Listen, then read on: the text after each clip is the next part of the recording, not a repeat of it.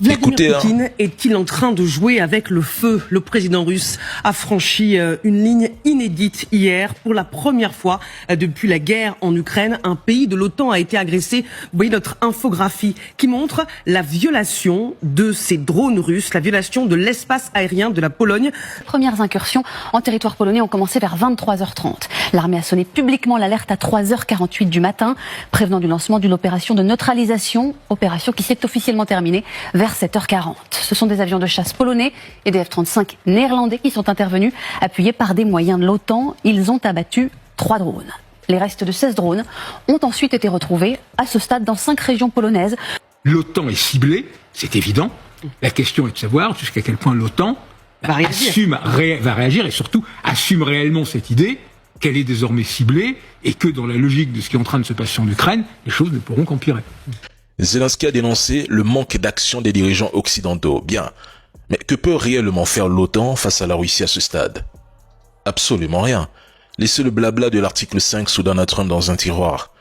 Les drones sont partis de Biélorussie et de Russie.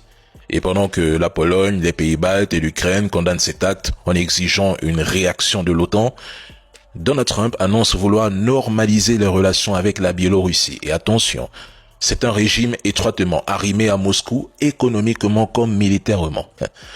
Trump, fidèle à sa logique de diplomatie transactionnelle, cherche à éviter tout conflit direct et coûteux et concentre ses priorités sur l'Indo-Pacifique, là où ses amis vassaux espèrent un affrontement.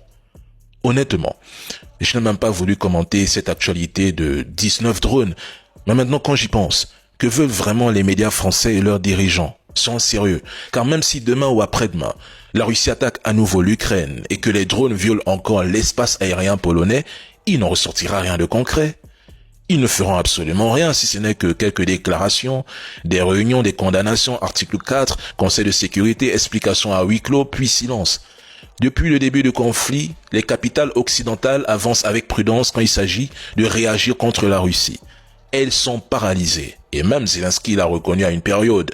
La Russie, c'est la première puissance nucléaire mondiale.